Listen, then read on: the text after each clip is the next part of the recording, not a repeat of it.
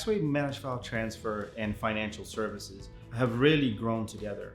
A lot of our early use cases were driven by our financial services clients asking us to solve a challenge for them for secure file data integration. This data that needed to move through their ecosystem is very SLA driven. It is very sensitive at times, and they needed a foolproof way of making sure they were able to meet their business need. And that's when our managed file transfer solution was the answer. It gave them central control and command. It allowed them to govern the interactions of internal and external entities that they had to engage with. It gave them the flexibility to be able to distribute at scale, to manage workloads that were ever increasing as they increased their footprint and their ecosystem. And that's really how we have harnessed the needs of those financial services customers into a solution that is widely served in that ecosystem today.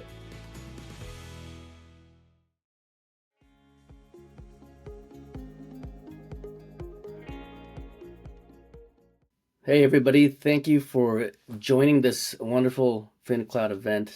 I'm here with a guy I've known for like over 10 years, believe it or not. Yonessi Nunez. Yonessi, you've had an outstanding career. I know currently you are the CISO over at DTCC. It's a pleasure to do this with you. We had a really fun project together. Everybody, my name's John Yo. I'm the Chief Scientific Officer over at the CSA, and Yonessi, we had a really cool idea to just kind of do this research project together.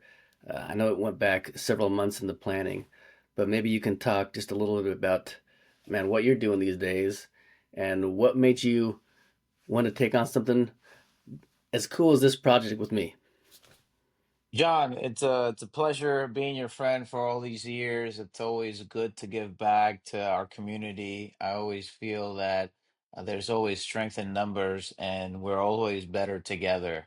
A lot of the work that we do, specifically in cybersecurity and with the Cloud Security Alliance, goes back a couple of decades when we were really thinking about what does it mean to allow others to be experts at their craft and what they do, but trust is very important in that work. And I want to welcome everyone, as John mentioned, to our FinCloud Security Summit for 2025.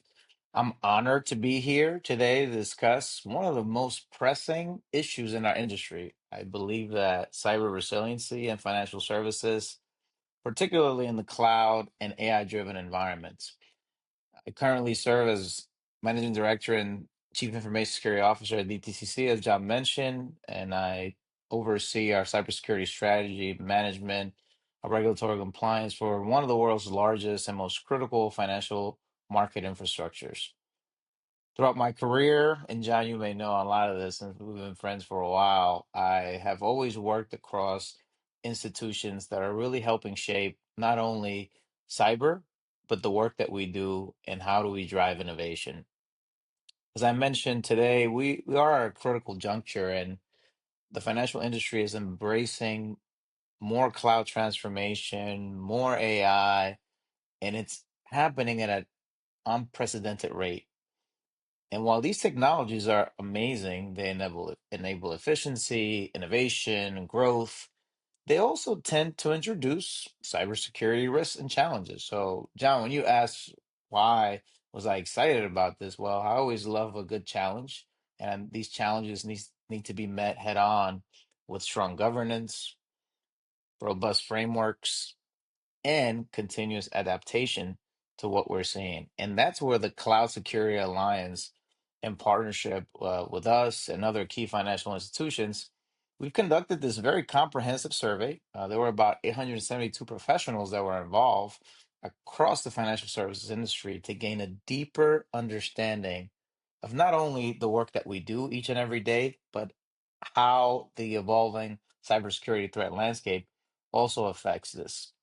Our findings, both expected and surprising, really cover a lot of areas and four main topics that we're going to cover in the next few minutes with you and the rest of the team. So, with that, John, I know that our session is going to be insightful, practical, but also rooted in real world data. So, thank you to all the participants. As I mentioned earlier, we're better together, and I appreciate your time, dedication, and diligence throughout this process. Our goal today, John and I, is to make sure we leave you with actionable takeaways that will strengthen not only your security posture, but also prepare your organization for the future of financial cybersecurity. John, back to you. Wow. Well said, Yanesi. Uh, we're so happy that working with UNSC and DTCC, the support they've had for this project, and it was really important to understand what the issues were with the advancements of technologies, and I don't like to say barriers, but uh, with regulation in place, how do we properly manage that growth and that advancement? And so, see, that's what was really important about this one. I know when we got into to this project, that was the intention here too, is we wanted to evaluate from a cyber resiliency perspective, from a data resiliency perspective. We wanted to really look at what are these regulations that we need to abide by, and at the same time, what are the catalysts when it comes to advancing these technologies. So we looked at that part. That was an intention for sure. Do we have any adoption struggles and strategies with some of the technologies that we're doing? What are the resiliences that we have when we're moving workloads into these new environments? So with that, this was the intention, and I know you're going to get into the good stuff. So we highlighted 4 bullet points that highlighted what the real intentions were with this study. I'll add in the key cybersecurity challenges and threats, and also looking at that impact that, again, technologies like AI and generative AI are having on the financial industry and the workforce today. So, Yanesi, take us down this path, man. Tell me what we discovered. What were our key findings here? And I think at a high level, we're focusing on making sure that we understand, not only the key findings, but also a lot of the work that we do in this space, and specifically some of the complex regulatory requirements that are continue to be increasing, the rapid adoption of cloud computing, and specifically the rise of, as you mentioned, AI-driven efficiencies, but also AI-driven threats.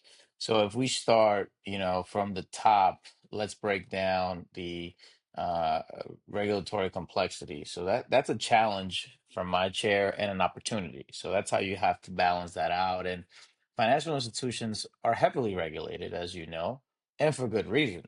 We handle billions, sometimes trillions in transactions daily, making us a prime target for cyber criminals, nation state actors, but also insider threats. And what our survey found, specifically working with our 872 participants, is that 67% of financial institutions leverage the NIST cybersecurity framework to guide security and compliance, while 49% rely on the ISO 27001, which is, as you know, critical for managing information security risks. What was a bit surprising was that only 43% adhere to PCI DSS standards. And again, that makes sense because not all participants process payment card information. So it was interesting to see kind of that breakdown. And even beyond these frameworks, we know that we're getting new regulatory mandates like Europe's DORA, which is the Digital Operational Resilience Act, and GDPR that are forcing organizations to not only strengthen, but enhance their third-party risk management and data protection strategies. For many CISOs, cybersecurity leaders, and risk executives, compliance is not just about avoiding fines. It is about building security first culture that proactively aligns security efforts with our business objectives. And that is the panacea. That should be the goal. What we're seeing also is an evolution of cloud security in finance. And specifically the cloud adoption that continues to accelerate, and we need to be cautious about it. From the numbers, John, 78% of financial firms still rely on a single cloud provider for most of their workloads. So even though multi-cloud adoption is growing, integration and security concerns are still holding most companies back. Some of the top risks that we saw from our survey include cloud misconfigurations, which, by the way, is at the top of the tiering. We've got integration of complexity, but also, and always a rising and dormant component, are identity and access management and access control challenges, whether that's with non-human identities or human identities or even APIs. So we're going to dive deeper into these challenges in a few minutes. But the key takeaways here really is about cloud security, cloud configuration, cloud adoption is essential for operational resiliency. But if you don't have strong governance, financial institutions expose themselves to a lot of unnecessary risk. So, the next area for me truly was around the focus on the growing benefits, but also the threats of AI and cybersecurity. And I feel that AI is going to be an enabler. It already is for a lot of people and organizations, but it also is going to bring a risk. From our survey, 26% of financial firms cited that data privacy was a big concern in their AI adoption. So then 20% reported that AI misuse in a lot of cyber attacks is a major concern, whether they're experiencing it, they're reading it in the news. That was a big concern. So those are kind of the two areas that we saw from a growing threat and benefit in AI cybersecurity. And as you know, John, AI is reshaping the threat landscape. It's making cyber attacks faster, more sophisticated, scalable, and targeted. At the same time, AI has continued to empower our security teams as well. So think of this as a double-edged blade. It's allowing us to have faster threat detection, better automation, and frankly, sometimes getting closer to real-time risk analysis. And John, you know how much I detest the phrase real time. Anything that happens in real time already happened. So, but we're getting closer and closer to that. And AI is really helping to enable that. So for us, the question isn't whether AI should be used in cybersecurity, it's how do we use it securely? And we're going to explore this further in our AI section. But the bottom lines are AI is going to require new governance frameworks. It also will have auditable or require auditable, explainable, and secure models. And finally, financial institutions have to take a proactive approach to AI driven security. So, John, as you know, cloud security challenges, or what I like to call what's keeping CISOs and risk executives up at night. Cloud adoption always brings operational efficiency. That's the first thing that it brings forth. But it also introduces complex security challenges, whether that many financial firms are still struggling to address, or others that are new, or new capabilities they want to muster. Our research found that misconfigurations are the single greatest risk facing cloud security today. That accounted for 62% of the reported security concerns. The three biggest risks that we saw in financial services: misconfigurations. So we found that simple cloud security misconfigurations, such as overly permissive access controls, are responsible for some of the most high profile financial breaches in recent history. An example, think of having a unsecure, whether it's an S3 bucket that's exposed, that leaks sensitive information to customer data. Integration came at number two. So that's where financial institutions are relying on multiple cloud providers, SaaS platforms, or other third party vendors, but lack a unified platform or strategy for managing those various environments. So the complexity was number two. And related to number one, identity and access management coming in at number three. It's where we find that financial institutions need to enforce not only least privilege access, but also implement robust multi-factor authentication across their environments. If your identity and access management controls are weak, attackers will be able to easily escalate, move laterally, and compromise high value systems. One of the insights that we're working through in the industry right now is to have a mantra for access revocation, removing access that hasn't been used. Whether your thresholds are 30 days, 90 days, 365 days, come up with a risk-based threshold for your environment where you're automatically removing access that's not used. I'll give you an example on a to personalize this a bit. When I shop online, I usually get virtual numbers. That virtual number is only good for one transaction. Next time I need to use or make a payment, I use another virtual number. That's one time use. I'm not saying that you have to be as egregious in your environments, but take a risk-based approach whereby you're removing access as needed based on the use case. So those are some of the things that we're seeing and some examples on how to strengthen cloud resiliency based on our findings is make sure you're conducting continuous policy reviews, security testing, enforce automated cloud security configurations, integrate into your DevSecOps processes, and mandate that your third-party risk assessments are happening for all cloud vendors. Some say that cloud security is a shared responsibility. I feel that cloud security is a shared fate. So what happens to you is the same fate that should happen to your providers and your third parties. So we need to make sure that our institutions cannot afford to assume that cloud providers will handle everything, but that we all have a shared responsibility for security.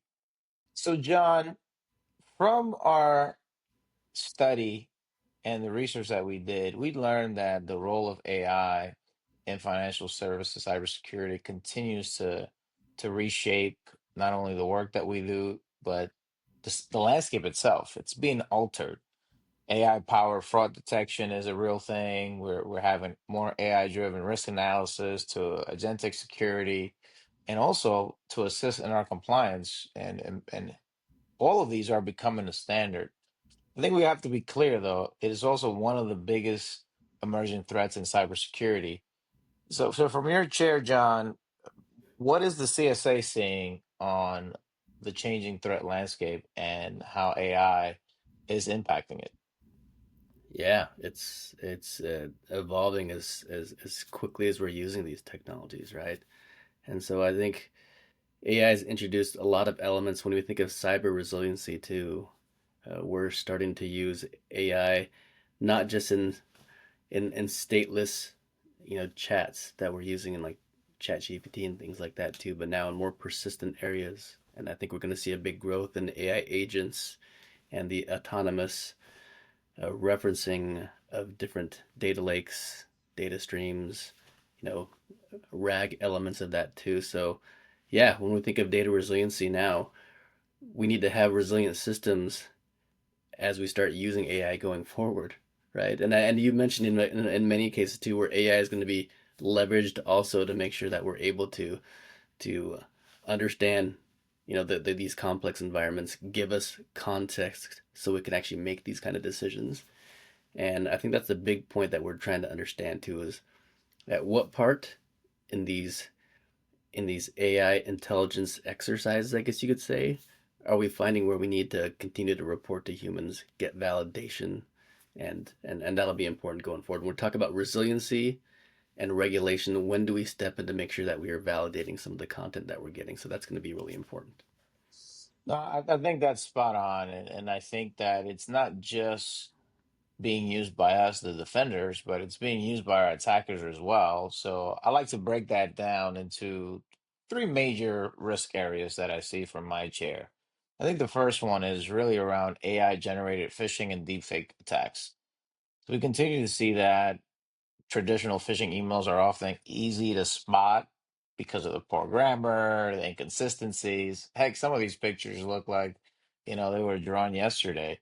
And what we're seeing right now with AI powered language models is that the attackers can now generate emails that sound better, look better than emails that I write, the emails that our security and awareness folks write, and they're perfectly tailored for the attacker, not only in how they mimic real executives, but also employees and sometimes even customers. The deepfake technology is another emerging thread. We are all familiar with the bank last year. I think they sent out like $25 million due to an alleged deepfake attack. It continues to be an emerging threat, not only from an audio, but also from a video standpoint as well. I'm pretty sure everyone here gets their memes, their fill of memes left and right with whether it's public figures at the Super Bowl to presidential candidates saying things that are clearly AI, and some people are and continue to fall to these deepfake attacks. Yeah. Um, Ines, can I make a comment on that too? I oh, think it's absolutely, just absolutely. it's the speed of where we're going to see that happen too.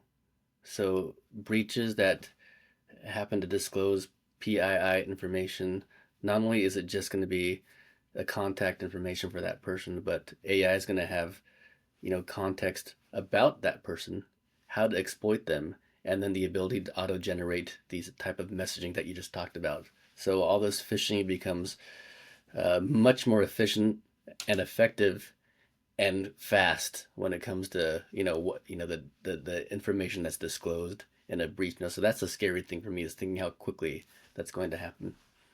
Oh, absolutely. I think that's the kind of the first category I talked about is AI attacking the human.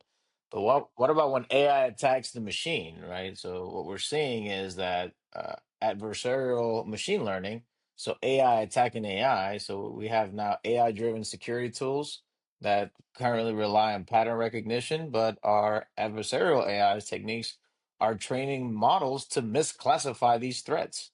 So our attackers are using AI generated malware that evades some of this detection, making some of the traditional tools less effective.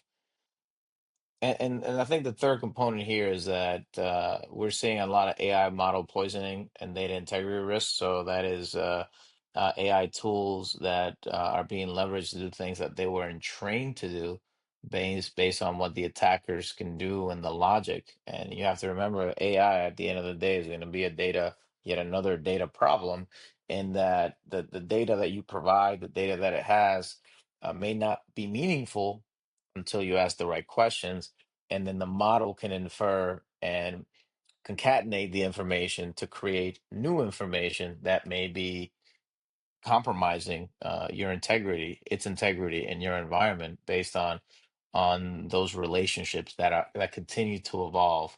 So, those are some of the things that we're seeing. But the question for us truly is, how do we start mitigating these AI risks in financial services?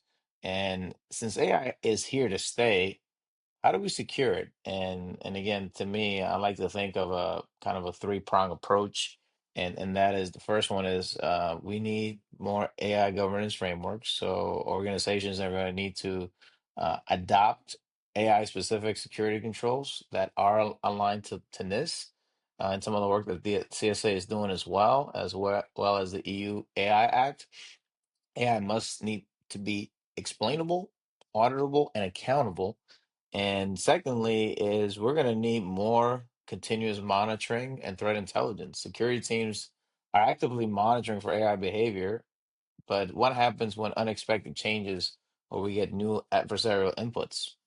We need AI driven security tools. And right now, those are very true and tried security tools for AI are limited, few and far between. And normally it takes 3 to 5 years, 3 to 7 years for tools to mature in any space that we've seen. So we're always lagging from a security standpoint. And again, it goes back to the work that we're doing here, John, is to really showcase some of the concerns that we're seeing, the preparation and preparedness that we're seeing from our industry to really hone in on protecting the environment. And I think that the final component on what we can do is data protection and model integrity. So, how do we encrypt the AI training data sets? How do we prevent them from tampering, make them non-reputable? How are we using multiple layers of verification for any AI generated insights, and specifically for fraud detections and risk analysis?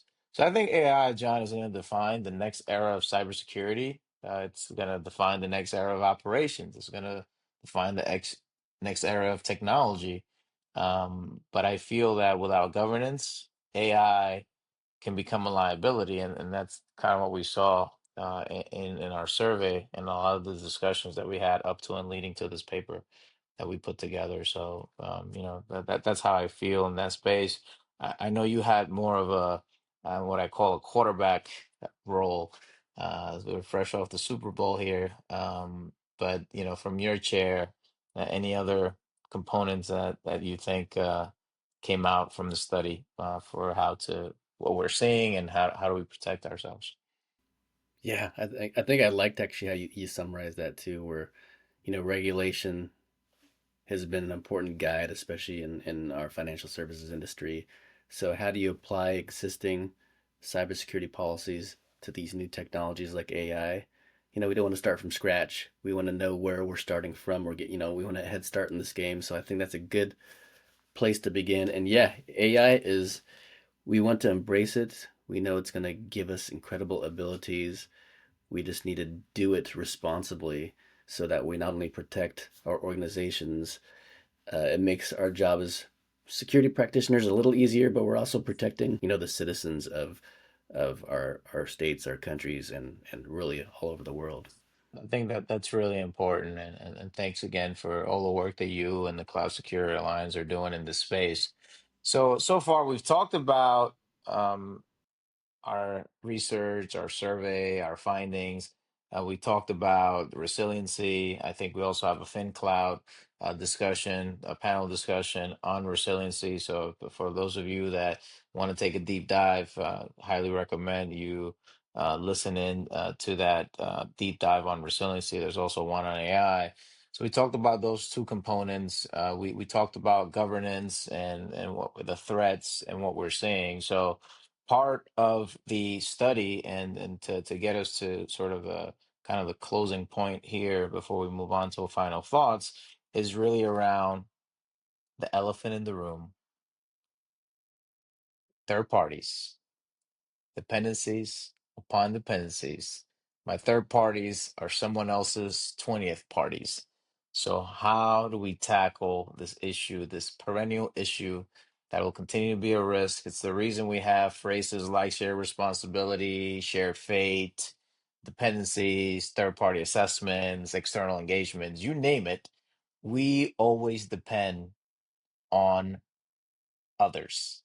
We always have a dependency on other expert companies, expert processes, and identifying the key components becomes an area of extreme scrutiny and one that, much like identity and access management, it doesn't have a clear cut answer. There's no silver bullet. And as much as I detest using that phrase, is one that evokes sort of the feeling of sometimes we need to overcome, and it becomes extremely important for the not only the space where we're at today, but how we move into the future. And this is a major trend that we're seeing is the involvement of our security teams in cloud contract negotiations. John, from CSA and your perspective, I know you do a lot of research in this space. But kick us off with some thoughts from what you've seen. CSA has been around for a couple of decades now. Talk to me about the beast that is third party. Yeah, and especially when we're talking about resiliency, data resiliency, cyber resiliency, there's so many technology partners and technologies that we're using, right? Everything's getting more complex, and that's where uh, resiliency becomes more challenging. I've heard this before too, and Nessa, you kind of you mentioned it too. It kind of starts and ends with identity, right? If we're looking about protecting systems and data, what has authorization and access to these? And when I say what, I mean that today, right? Identity used to be about the humans, where we could understand patterns of behavior, but with non-human non-human identities, machine identities, these are much more persistent. They're much more deterministic.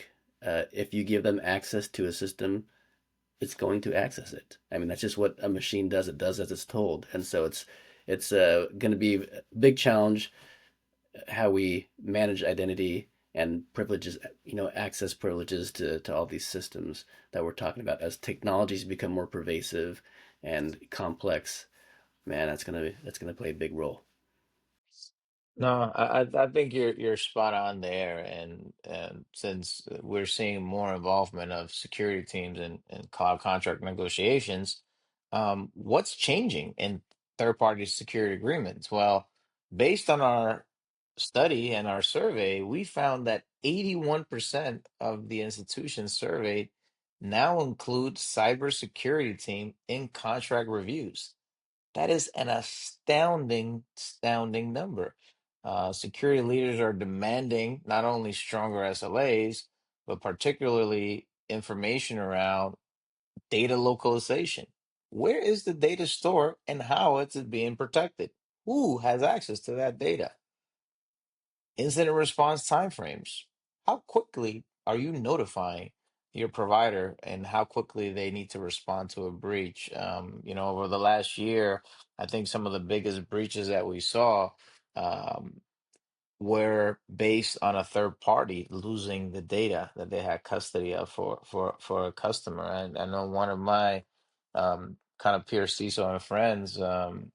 It took them about 6 months to actually get information to get through the red tape and the contract negotiation to know what data was lost. And I think there's a huge opportunity cost associated with that. And I can see why that's a main concern because no longer is about whether or not you're going to be attacked. Now your surface is your dependency. So where's your data? Who has your data? And how are they gaining access? And what we're finding out is that is this growing risk of third party cyber attacks. We're seeing this increase in the supply chain attacks are now, I would say, outside of phishing, I would say supply chain attacks are probably number two. Because we're only as strong as our weakest link, and if our weakest link is a third party, then that there goes the neighborhood, as they say. And for us, I think it's important to really hone in on this increase that we're seeing over the last 18 months.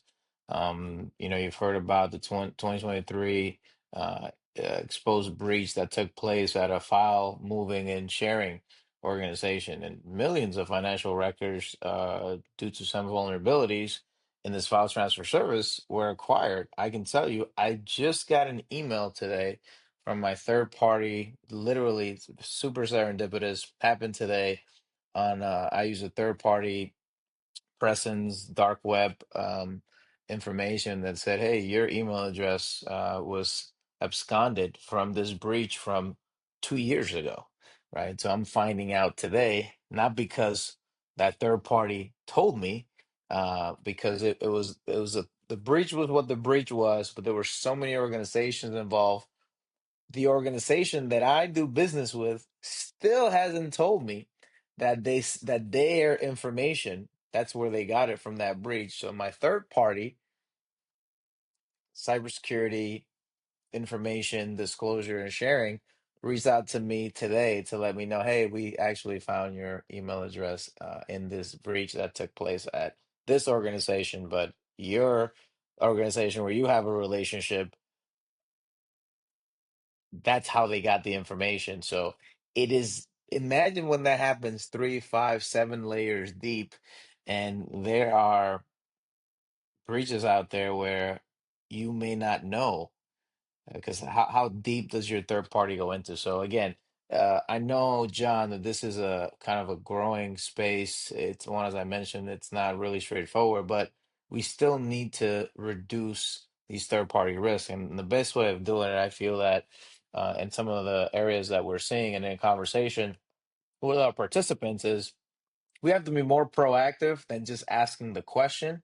We have to go where the blast is. And where's the blast? The blast is where your data or the data has been exfiltrated. It's almost becoming a uh, mandatory step for you to go check to see if your data is there. And I gave you an individual example. You can extrapolate what that looks like as an organization.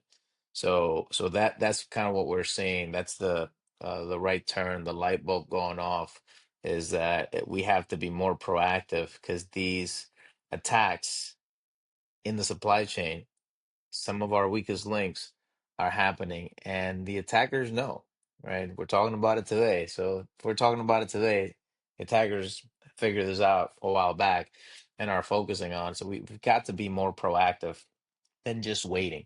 So that came through within our study as part of some of the insights that came through. We can talk about areas that you can use to protect yourself. Obviously, most organizations are following third-party security assessment, not only in their contracts, certifications like the CSA star certifications, SSA 16, type 2s, reports, etc., and penetration tests. But you have to remember, those are all a point in time. So it's great that, normally you drive at the speed limit. Well, some days you may not drive at the speed limit and may get into an accident, may get pulled over. So the proactiveness part is, are you there? What are you doing for the proactive part? The check the box, again, point in time. I think we're all very good at that. It's the how do we become proactive and how do we do that and get extensive coverage. So those are kind of the things that resonated when we got the feedback. And as we wrote this paper, it was really making sure that you're negotiating your obligations, your vendor agreements, your mandatory continuous vendor risk monitoring, but I can tell you just from my chair, I think the investments and let's call them the right turns are going to come. How do you gain access to when blast happens? How quickly do you know whether or not your data points, and however you figure out what that means for your organization, how quickly do you know whether you're not you're affected as you go through this process? So I don't feel that third-party risks are going to disappear, but the proactive security governance, that's what's going to reduce your exposure and inclusive of improving your cloud security. So I would say, John, as we think about it, so I think we cover all our main topics, further study. I think before we get into final thoughts here, I think it's important to revisit some of the areas that we kicked off with in the beginning, and some of those components. So I'll start us off, John. I think the first one is around making sure cloud security is proactive and not reactive. I think we talk at length about that as we talked about third parties. I think cloud misconfigurations are going to continue to be a huge weakness for us in this space, and we need to enforce more automated security policies and continue to conduct continuous monitoring to detect vulnerabilities early. I think number two is really around AI is both a security asset benefit, but it's also a liability. And we need to improve fraud detection and threat intelligence. But also, we need to understand that it's going to introduce new attack vectors, and our institutions are going to need to adopt AI specific governance policies, AI specific tooling to help us combat what we're seeing now. And so that is even before this gets enhanced from an adversarial standpoint. From a third party and risk management, this was a critical priority, is a critical priority now, and in the future is going to be a critical priority. Supply chain attacks are increasing. Let's make sure that vendor security becomes as important as internal security. Don't make it just a compliance exercise question. You need to get into the details And the details is not just the technology. It's not just what they have, what they don't have. It's not about you accepting the risk. It's about understanding who the people they have are. I can tell you in some of the breaches that I've been involved with third parties, and when I find out that they don't have a CISO, they don't have a security person on the payroll, they don't have someone that's worried about security. That's a problem. So how are you rating those? And what I'm finding, some of these organizations, small, but perform a critical component in the work that we do each and every day. So how do you influence what they do and not waiting for that breach to change things around and holding some of these organizations accountable ahead of the breach, ahead of the incident. And I think that that's something that needs to morph. And then finally, cyber resiliency is not just an IT concern. This is a business imperative. Availability is key. You go to the grocery store, you want your credit card to work. You go to your gas station, you want it to disperse gas, right? By the same token, if you provide a critical service like financial services and you need money to move and you need to settle and clear and you need to pay your bills, you need availability. So, how robust is that resiliency?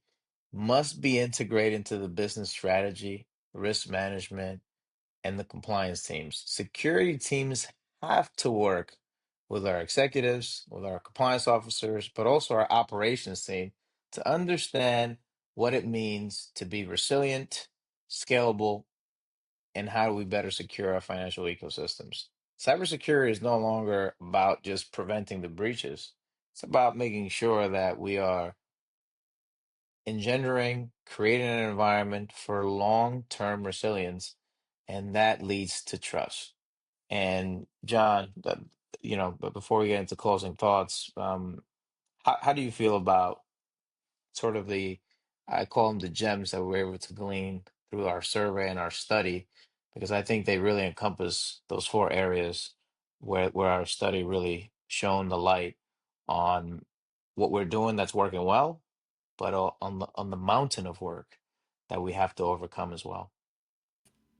And I think that's why, this session that you and I are doing is so important, because bringing context to just a bunch of survey numbers is so much more important, and talking about real world examples of how we need to address, these key findings that we had. And, I like even this, recapping how you talked about just the people thing. Do we have the right security people helping nurture the development of products, the adoption of technologies, just the movement of our organizations? And I think we're at a state today where we do have not only the people that can do that, but the technology to empower security professionals. We certainly talked about the positive uses of AI, and I think they are definitely there.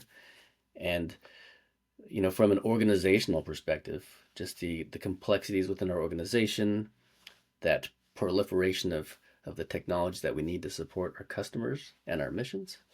I think that's going to be super important to make sure that we have a greater understanding of those complexities, not just the technologies underneath them, but how to use them in a positive way. And we need security to guide that process, to enable us to use these technologies, not a barrier, but an enabler, right?